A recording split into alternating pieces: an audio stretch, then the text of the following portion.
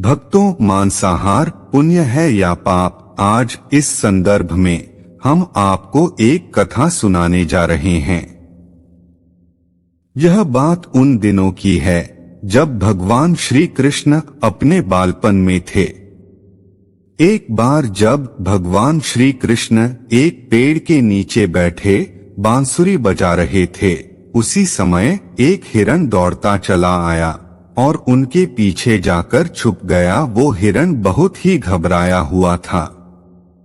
भगवान श्री कृष्ण ने उसके सिर पर हाथ फेरते हुए कहा, क्या हुआ, तुम क्यों छुप रहे हो? उस हिरण का पीछा करते हुए एक शिकारी भी वहां आ पहुंचा और बोला, यह मेरा शिकार है, इसे मुझे दे दो, इस पर मेरा अधिकार है। तब भगवान श्री कृष्ण बोले, हर जीवित जीव पर उसका खुद का अधिकार होता है, ना कि किसी और का। तब वह शिकारी क्रोध में बोला, यह मेरा शिकार है, इसे मैं पाकर खाऊंगा। तब भगवान श्री कृष्ण बोले, किसी भी जीव को मारकर खाना पाप की श्रेणी में आता है। क्या तुम पाप के भागी बनना चाहते हो? मांसाहार पुण्य है या पाप? क्या तुम धर्म को नहीं जानते? तब वह शिकारी बोला, मैं तुम्हारे जितना शिक्षित तो नहीं कि यह जानूं कि मांसाहार पुण्य है या पाप, पर मैं यह जानता हूं कि जीव को मारकर खाना, इसमें कोई हर्ज नहीं। मांसाहार से एक तो वह जीव को जीव बंधन से मुक्त कर रहा हूं, फिर क्यों मांसाहार से मना किया जाता है? मांसाहारी होने को क्यों नहीं कहा जाता? वैसे भी मैं इसको मारकर इसे नीच योनि से मुक्ति दिलाकर पुण्य ही कमा रहा हूं, फिर इस पर पाबंदी क्यों? इसे तो प्रोत्साहित करना चाहिए। जहां तक मैंने सुना है, जीव हत्या तो शास्त्रों में भी बताया गया है। राजा लोग शिकार किया करते थे।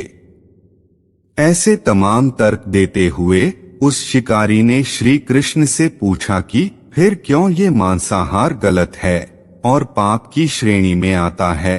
आप ही बताइए, मांसाहार पुण्य है या पाप? भगवान श्री कृष्ण समझ गए कि इसकी बुद्धि मांस खाने के कारण तामसिक हो गई है और उसने सोचने और समझने की बुद्धि भी खो दी है। फिर भगवान श्री कृष्ण बोले, इस अंतहीन विषय पर पहले मैं कोई राय नहीं दूंगा। मेरी इस छोटी सी कथा सुनने के बाद तुम ही उत्तर देना कि मांसाहार पुण्य है या पाप और तुम्हें मांस खाना है या नहीं। वह शिकारी सोचने लगा कि इसमें मेरा तो कोई घाटा नहीं है। इस कथा को मैं सुन ही लेता हूँ, मेरा मनोरंजन भी हो जाएगा और बाद में मुझे इसका मांस भी मिल जाएगा। तो भगवान श्री कृष्ण ने अपनी कथा आरंभ की। एक बार मगध में खाद्य संकट खड़ा हो गया तो अन्न का उत्पादन कम रहा। राजा को चिंता हुई कि यदि इस समस्या का शीघ्र निदान नहीं किया गया तो संरक्षित अनाज कोष भी खत्म हो जाएगा और संकट भीषण हो जाएगा। तो सम्राट ने अपनी राज्य सभा में पूछा, देश की खाद्य समस्या को सुलझाने के लिए सबसे सस्ती वस्तु क्या है? मंत्रीगण सोच में पड़ गए कि चावल, गेहूं, आलू इत्यादि पदार्थों को उगाने के लिए बहुत श्रम करना पड़ता है। ये तभी प्राप्त होते हैं जब प्रकृति का प्रकोप न हो, ऐसे में तो कुछ सस्ता हो ही नहीं सकता। तभी शिकार का शौक रखने वाले एक मंत्री ने सोचा कि यही उत्तम अवसर है, क्यों न अंधाधुंध शिकार के लिए राजा की अनुमति ले ली जाए। उसने सभा में कहा कि सबसे सस्ता खाद्य पदार्थ है मांस। इसके लिए धन का खर्च भी नहीं है और पौष्टिक खाना भी मिलता है। सभी सामंतों ने इस बात का समर्थन कर दिया, लेकिन मगध के प्रधानमंत्री अभी भी चुप थे। सम्राट ने पूछा, प्रधानमंत्री आप चुप क्यों हैं? आपने कोई अनुमोदन नहीं किया, आपका क्या मत है? प्रधानमंत्री ने कहा, मैं यह नहीं मानता कि यह कथन सही है कि मांस सबसे सस्ता पदार्थ है, फिर भी इस विषय पर मैं अपने विचार आपके सामने कल रखूंगा। प्रधानमंत्री उसी रात मांसाहार का प्रस्ताव रखने वाले सामंत के घर पहुंचे। सामंत ने इतनी देर रात प्रधानमंत्री को अपने घर आता देखा तो वह घबरा गया, किसी अनिष्ट की आशंका से वह कांप गया। प्रधानमंत्री ने कहा, संध्या को महाराज बीमार हो गए, उनकी हालत बहुत ही खराब है। राज वैद्य ने कहा है कि किसी शक्तिशाली देह का 2 तोला मांस मिल जाए तो राजा के प्राण बचाए जा सकते हैं। आप महाराज के सबसे विश्वासशील पात्र हैं, इसीलिए आपसे योग्य कौन होगा, इसके लिए आप जो भी मूल्य लेना चाहें ले सकते हैं। आप कहें तो इस काम के लिए मैं आपको 1 लाख स्वर्ण मुद्राएं भी दे सकता हूँ। एक बड़ी जागीर भी आप मांग सकते हैं, बस आप अपनी इच्छा कहें। मैं कटार से आपके हृदय को चीरकर बस 2 तोला मांस निकाल लूंगा। यह सुनकर सामंत के चेहरे का रंग फीका पड़ गया। वह सोचने लगा, जब जीवन ही नहीं रहेगा तो लाख स्वर्ण मुद्राओं का मैं क्या करूंगा, और बड़ी जागीर भी किस काम आएगी।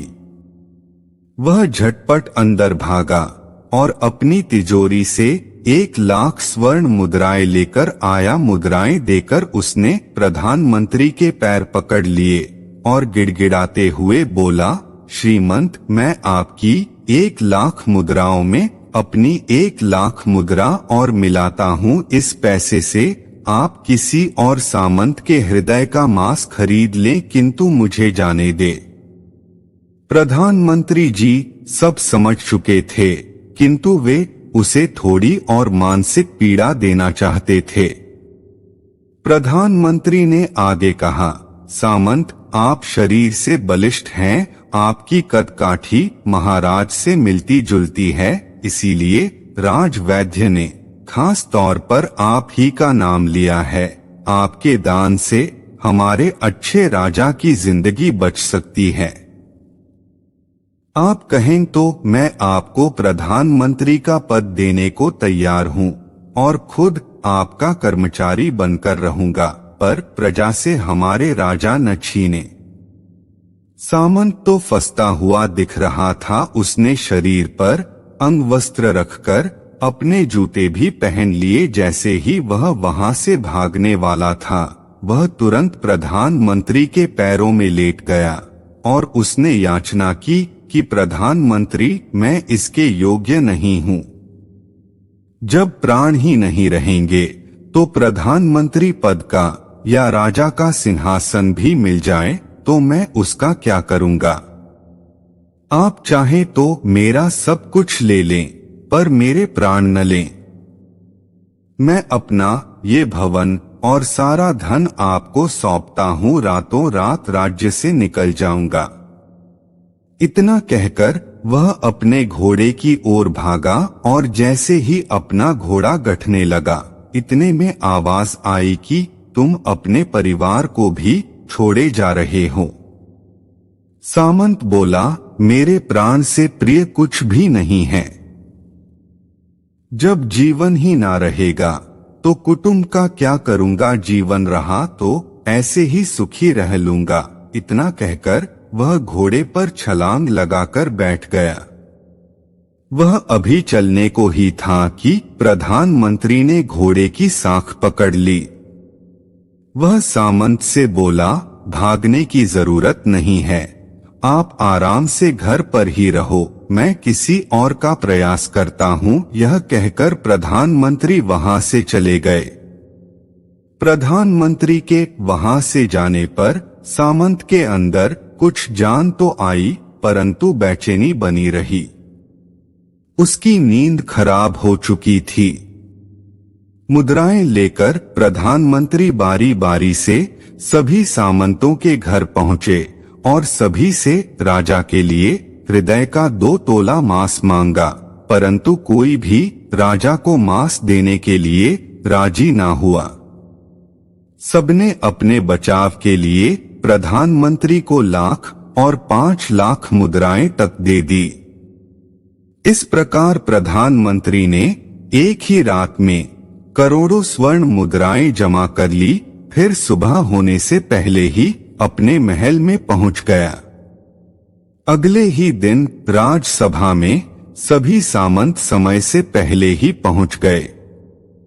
सभी यह जानना चाहते थे कि राजा स्वस्थ है कि नहीं, लेकिन कोई भी किसी से भेद नहीं खोलता था। सबको राजवैद्य की तलाश थी, उनसे ही उन्हें कुछ सूचना मिल सकती थी। प्रधानमंत्री ने सैनिकों को आज्ञा दे रखी थी कि जब तक महाराज राजसभा में न आए, किसी भी सामंत को महल से बाहर जाने की आज्ञा नहीं है। राजा सभा में अपनी चिर परिचित गति में आए और अपने सिंहासन पर आकर बैठे। सभी सामंतों ने देखा, कहीं से भी राजा उन्हें अस्वस्थ नहीं लगे। उन्हें तो कुछ हुआ ही न था। प्रधानमंत्री ने उनसे झूठ बोला। हर सामंत के मन में यही विचार चल रहा था, पर कोई भी किसी और को कुछ भी नहीं बोल रहा था। तभी प्रधानमंत्री ने राजा के समक्ष 1 करोड़ स्वर्ण मुद्राएं रख दी। राजा ने पूछा, ये स्वर्ण मुद्राएं किसके लिए है और कहां से आई? प्रधानमंत्री ने कहा, 2 तोले मांस के लिए इतनी धनराशि जुटाई है, पर मांस ना मिला। अपनी जान बचाने के लिए सामंतों ने यह मुद्राएं दी हैं। अब आप यह विचार कीजिए कि मांस कितना सस्ता है। राजा को बात समझ में आ गई। उन्होंने प्रजा को अतिरिक्त परिश्रम करने का निवेदन किया और राजा के अनाज भंडार में से अनाज निकालकर श्रमिकों को दिया गया। उन्होंने पौष्टिक सब्जियों की खेती का तुरंत आदेश दिया। वह 1 करोड़ स्वर्ण मुद्राएं इसी कार्य के लिए और श्रमिकों के कल्याण के लिए खर्च की गई। ऐसे साग सब्जी तेजी से उगी, जिससे प्रजा का कल्याण भी हुआ और पौष्टिकता भी मिली। कुछ समय बाद मौसम अनुकूल हुआ और खेती लहलहाने लगी। इस प्रकार राज्य से खाद्य संकट दूर हुआ। तो मित्रों, जीवन का यह मूल्य भगवान श्री कृष्ण हमें इस कथा के जरिए समझाना चाहते हैं कि हम यह न भूले कि जिस तरह हमें अपनी जान प्यारी है, उसी तरह सभी जीवों को अपनी जान प्रिय होती है। अपने दिल से जानिए पराये दिल का हाल। यदि संसार के संबंधों से मुक्त करने का तर्क सही है, यदि जीव हत्या जीव को संसार बंधन से मुक्त करने का तरीका है, तो अत्याचारी द्वारा किया गया नरसंहार भी मान्य है। दोस्तों, जीव जंतु भी ये तर्क दे सकते हैं कि वे मनुष्य जीवन के कष्ट से आप लोगों को मुक्त कर रहे हैं। अगर मनुष्य के लिए जीवन बोझ होता तो मनुष्य कभी भी अपनी जान बचाने के लिए संघर्ष नहीं करता, आपसे भागता नहीं। जो आपके सामने असहाय हो जाता है, उसे प्राण गंवाने पड़ते हैं। जिन जीवों को मारकर आप खा रहे हैं, उन्हें तो प्राण बचाने का अवसर भी नहीं मिलता।